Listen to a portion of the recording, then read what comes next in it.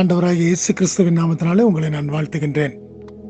இந்த புதிய நாளுக்குள்ளாய் நானும் நீங்களும் பிரவேசித்திருக்கும் பொழுது, இந்த நாளை தேவனுடைய சமூகத்திலே நானும் நீங்களும் தொடங்கும்படியாக தேவன் நமக்கு ஜீவனையும் சுகத்தையும் பலத்தையும் கொடுத்திருக்கின்றார்.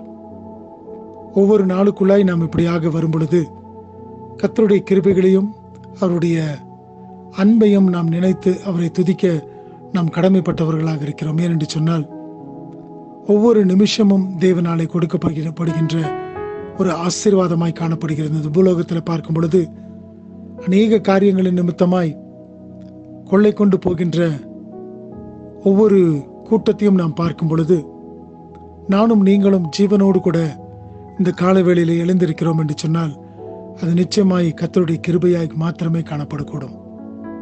அவருடைய கிருபை நம்மோடு கூட இருந்து இப்படியாக ஒவ்வொரு நாளையும் கடந்து வரும்படியாக தேவன் நம்மை நடத்தி வருகின்றார்.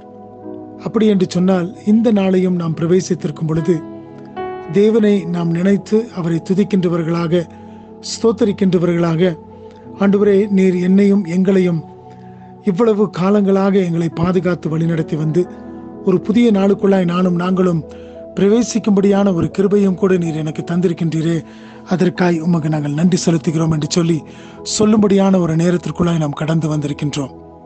இந்த நாளின் எல்லா வேலைகளுக்குள்ளாக கடந்து செல்வதற்கு முன்பதாய் தேவனுடைய சமூகத்தில் வந்து ஆண்டவரை நோக்கி பார்த்து அவருக்கு நன்றி செலுத்தி நாம் மறுபடியுமாய் அவருடைய வார்த்தைகளை கேட்டு நாம் இந்த பூலோகத்திற்குள்ளாய் கடந்து போகும் பொழுது தேவன் நம்மை பாதுகாத்து வழிநடத்தி இந்த நாளின் ஒவ்வொரு காரியத்திலும் நமக்கு வேண்டிய எல்லா விதமான அனுகூலங்களையும் செய்து தர அவர் போதுமான தேவனாய் இருக்கின்றார்.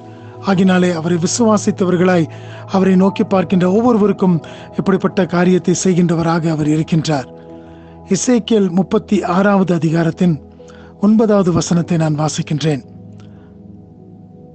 எசேக்கியேல் சாப்டர் 36 verse 9. இதோ, நான் உங்கள் பட்சத்திலிருந்து உங்களை கண்ணோக்குவேன், நீங்கள் பண்படுத்தப்பட்டு விதைக்கப்படுவீர்கள். இதை இஸ்ரவேல் ஜனத்தாரை பார்த்து ஆண்டவர் சொல்லுகின்ற ஒரு வார்த்தையாக காணப்படுகிறது. இஸ்ரவேல் என்று சொன்னால் தேவனாலே தேவனுக்கென்று சொல்லி பிரிக்கப்பட்ட ஜனங்களாய் இருக்கின்றார்கள்.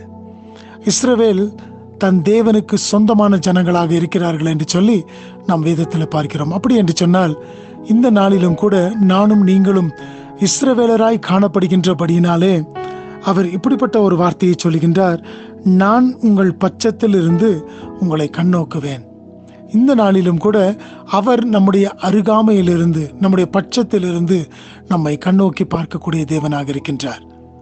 நானும் நீங்களும் அறிந்து கொள்ள வேண்டியது, அவர் நம்மோடு கூட இருந்து நம்மை பார்க்கின்றவராக, நாம் செல்லுகின்ற எல்லா இடங்களிலும் அவர் நம்மோடு கூட நம் அருகாமையிலே இருக்கின்ற தேவனாக இருக்கின்றார். அது மாத்திரமல்ல, நீங்கள் பண்படுத்தப்பட்டு விதைக்கப்படுவீர்கள்.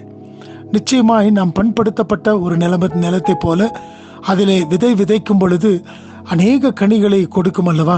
அதுபோல நானும் நீங்களும் பண்படுத்தப்பட்ட நிலத்தை போலவும் விதைக்கப்பட்ட விதைகளுக்கு நாம் கனி கொடுக்கின்றவர்களாக, அல்லது நானும் நீங்களும் அந்த விதைகள் பலுகி பெருகக்கூடியதாய் காணப்படுவது போல நானும் நீங்களும் கூட பலுகி பெருகுகின்றவர்களாக தேவன் நம்மை ஆசீர்வதிக்க அவர் போதுமானவராய் இருக்கின்றார்.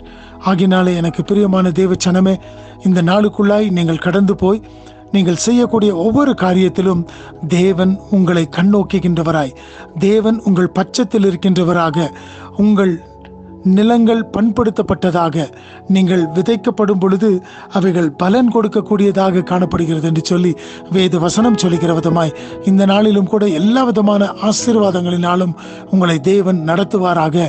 இந்த தேவன் தாமே இந்த நாள் முழுவதும் உங்களோடு கூட இருந்து உங்களுக்கு வேண்டிய கிருபைகளையும் ஆசீர்வாதங்களையும் தந்து வழிநடத்தட்டும் என்று சொல்லி அவருக்குள்ளாக நான் உங்களை ஆசீர்வதிக்கின்றேன். ஆமென்.